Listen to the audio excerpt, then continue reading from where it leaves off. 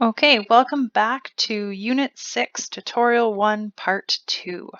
So we're moving on from oxidation numbers and we're going to start talking about something called reduction potentials.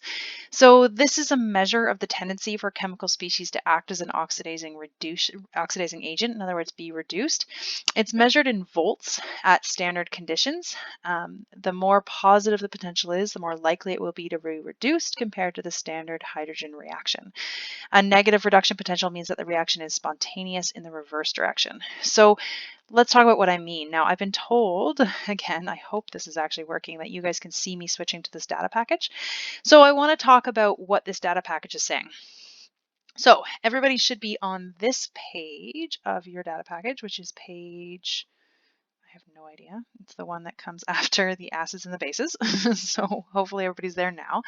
And what this is that it's a list of all your standard reduction potentials of half cells. So it's only showing half cell reductions or half cell reactions, and it's only showing the reduction reaction. So all of these are showing a gain in electrons.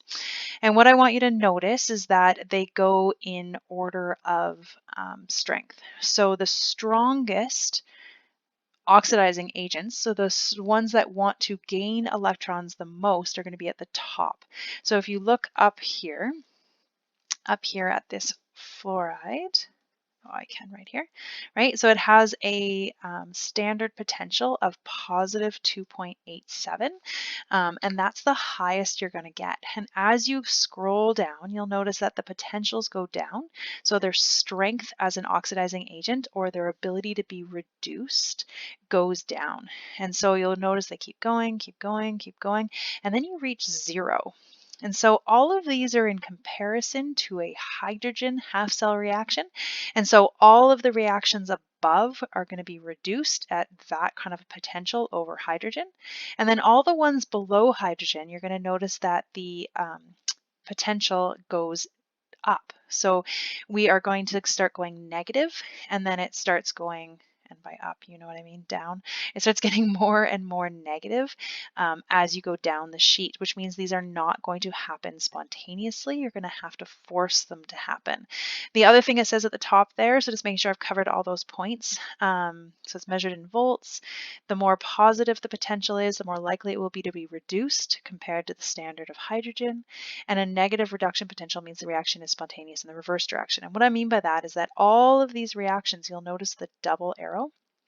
So cobalt ion gaining electrons to form cobalt solid has a potential of negative 0.28. So if I went the reverse direction, so if I went from the cobalt solid and I went back to this cobalt ion, that would be the oxidation reaction, and it would be positive 2.28. So it is spontaneous in the reverse direction. So it's more likely to be oxidized than it is to be reduced.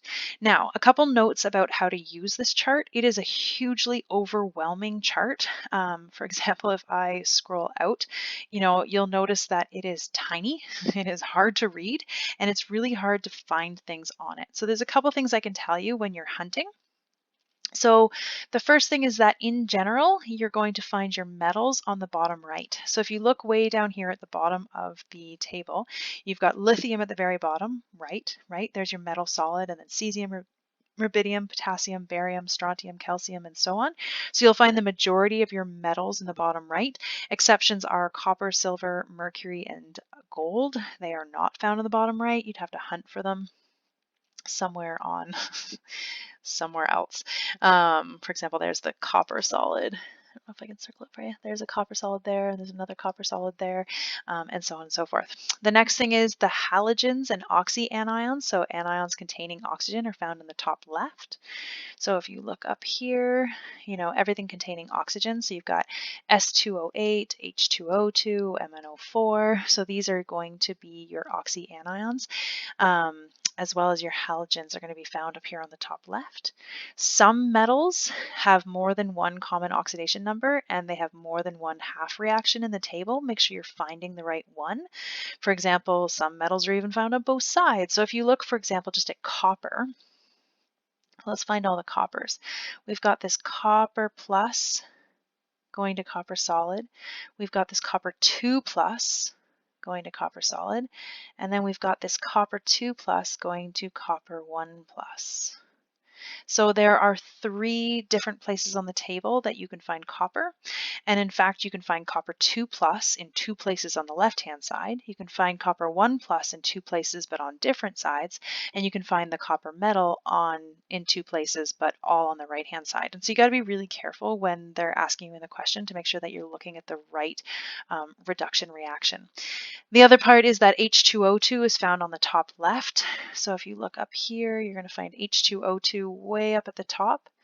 Often when I'm trying to find things on the table, I'll refer to it by their standard potential. So if I was saying find H2O2, oh, it's at plus 0.7 or 1.78, it kind of knows, to look near the top of the chart. And then if you're looking again for H2O2, you're going to find it again on the bottom right. Of course, I'm probably not going to be able to do this just looking. Oh, I wish you guys were here. There it is. So positive 0.7. Right? So they're not even close, but it does exist. And one of them is hydrogen peroxide being reduced, and one of them is hydrogen peroxide being oxidized. So you got to be careful what they're asking you for. The other thing is just a heads up, these questions at the top that also contain hydrogen. So for example, this peroxide has a peroxide plus 2 hydrogens plus 2 electrons forms water. These are acidified, so they'll always say peroxide in an acidified solution, so it has to contain that hydrogen or the reaction will not happen. And lastly, oh no, that's just an example. So the reduction of sulfate in a solution of sodium sulfate is, and they say that sulfate, so that's the example I gave, which if I was going to find sulfate, where would I be? There I am. So this is sulfite in an acidified solution, so it has to have that hydrogen there to happen. All right, so let's look at some other parts of this. So going back to the note says, we've done all this happy hunting, things to note. So we're going to look at the strengths of oxidizing agents. So oxidizing agents are on the left side of the table, and the strongest oxidizing agent is at the very top. So if I tried to find out who's stronger, nickel or silver ions, you'd go to your table. Now we're looking at which one is the stronger oxidizing agent. So on the left-hand side, you'll notice this says oxidizing agent. And so we're looking for Ni, so nickel ion on the left and silver on the left. So there's a silver there. Should use different colors each time. And then we're going to look for nickel, and it's down here. So if I wanted to know who is the stronger oxidizing agent between nickel and silver, the stronger oxidizing agents are at the top. So silver would be a stronger oxidizing agent than nickel. So the answer to this one would be silver. All right, try the next one. So you're looking for tin 2 plus versus tin 4 plus. And remember, you're looking for it as an oxidizing agent. So make sure you're looking for it on the right or left-hand side of the table. So I've found my tin 4 plus, and there's my tin 2 plus. So my stronger oxidizing agent is going to be my SN4 plus because you can find it higher up on the table. All right, let's do the same thing for reducing agents. Reducing agents run opposite. So if you're a strong oxidizing agent, you're a super weak reducing agent. In other words, you really want to be reduced. You don't want to oxidize. So if I asked you who is the stronger reducing agent, now you're looking at the right-hand side of the table, and then you're looking at who's farther down. So if I was looking at the difference between tin 2 plus, which I happen to find really quickly, so tin 2 plus is at positive 0.15, and then I'm comparing that to Fe2 plus. So Fe2 plus is higher, it's up here, and so this one is going to be your stronger oxidizing agent. It's going to be reducing agent, because it's going to want to be oxidized. So tin 2 plus is a stronger reducing agent than Fe2 plus. So I'll put that on this table. And then you're looking between chloride and bromide. So again, because you're looking for a reducing agent, make sure you're looking on the right-hand side of the table, because sometimes these exist on both. And we're trying to find chloride, which is here. And we're trying to find bromide.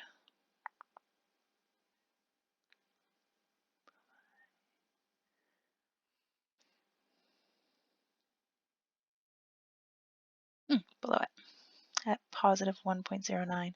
And so your bromide is lower down, and you can see this kind of thing on the side that tells you strength of reducing agent. As you go down, it gets stronger. So it's strong reducing agent at the bottom and strong oxidizing agent top left.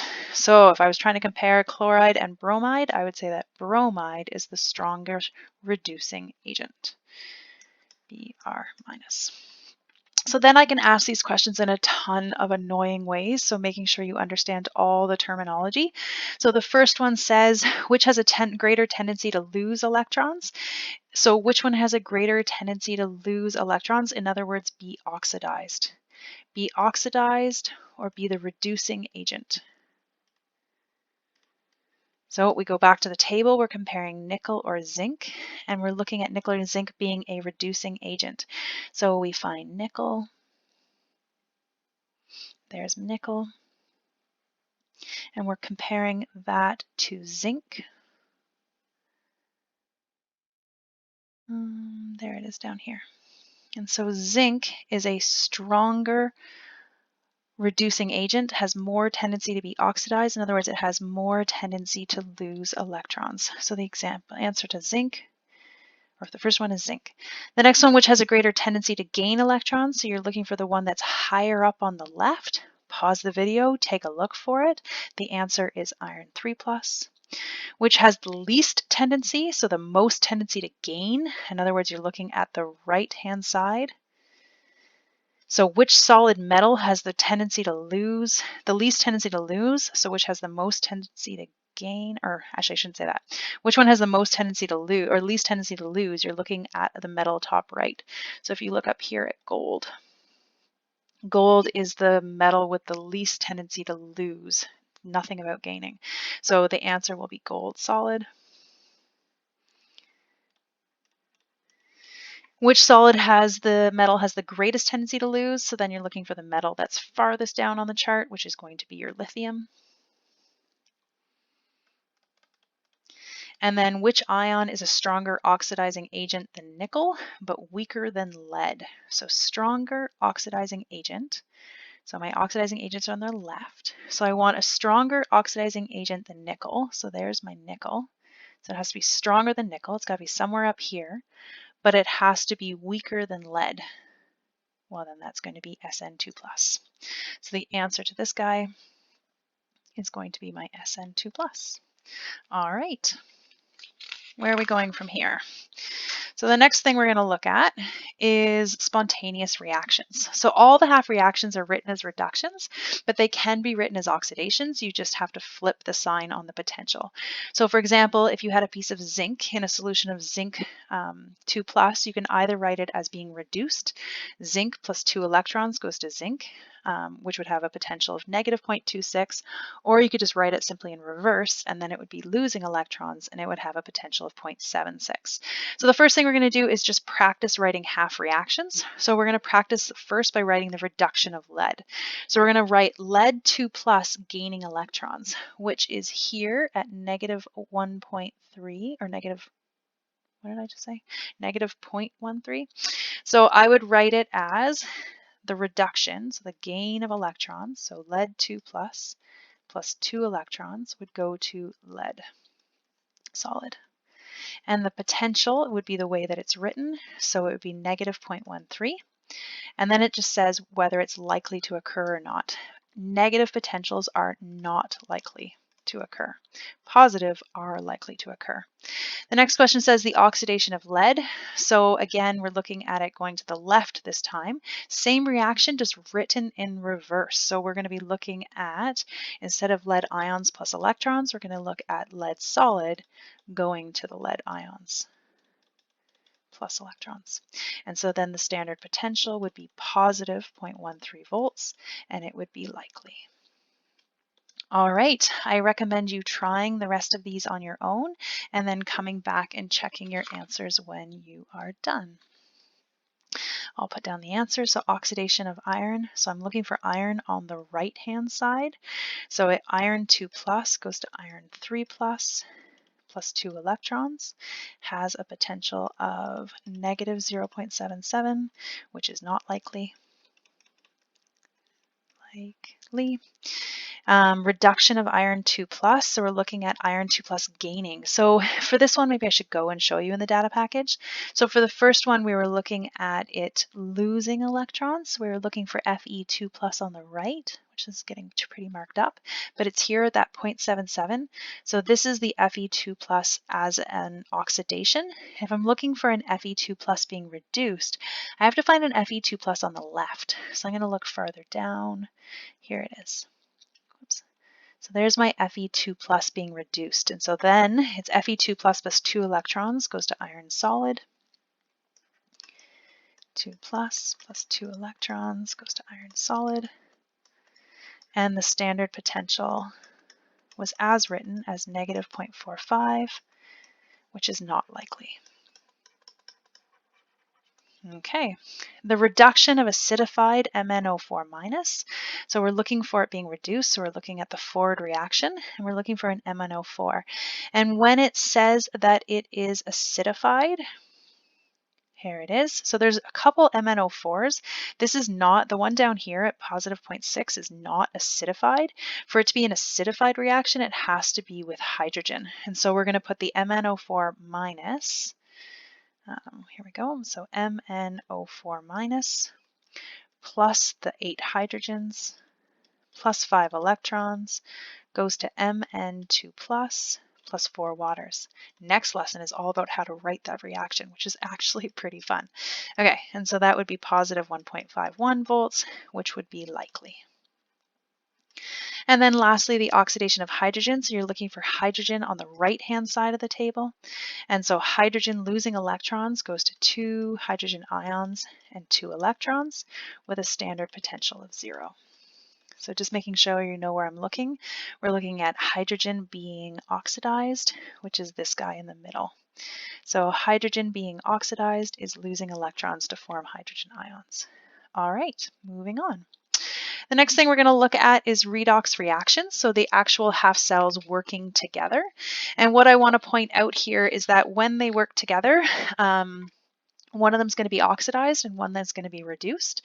So when you have zinc in a zinc ion solution and copper in a copper 2 plus solution, your possible reduction half reactions are these two. You've got, from your table, copper 2 plus forming copper solid, and you've got zinc 2 plus forming zinc solid. Both of these are happening as reduction reactions, but that would never happen in real life. One of them would have to be oxidized and one of them would have to be reduced. And so if you look at it, this one has a positive standard potential, so this would happen spontaneously, whereas this one has a negative standard potential, so this one would not happen spontaneously. But if we were to flop it and go this way, we could switch the potential energy to positive, and then it would be spontaneous. So if we put copper 2 plus as our reducing our reaction being reduced, and zinc as our reaction being oxidized, then all of a sudden, one had a standard potential of positive 0.34. The zinc as an oxidation reaction has a standard potential of 0.76. So the overall reaction would have a positive standard potential, which would be a spontaneous reaction. So if two half cells are joined, the higher half reaction on the table will undergo reduction because it'll have the most positive potential energy, and then the lower one's going to undergo oxidation. So if you look at that from your table, if we look up these two reactions, I'm going to change pen color because this is getting really confusing. I'll erase it later. But if we find our two reactions, so here's our copper. This is our copper 2 plus 2 electrons going to copper solid, and the other one was my zinc, which was down here. So the reaction that's higher on the table will always run as a reduction, and the one that's lower on the table will run as your oxidation. That's how it will happen spontaneously. All right. So if we want to predict the spontaneity of a redox reaction, you can determine which one's going to be your oxidizing agent, which one's going to be reducing agent, and hopefully the standard temp potential comes out positive. I'm going to stop this video right now. I want you to practice kind of what we have been working on, and then we're going to pick up where we left off.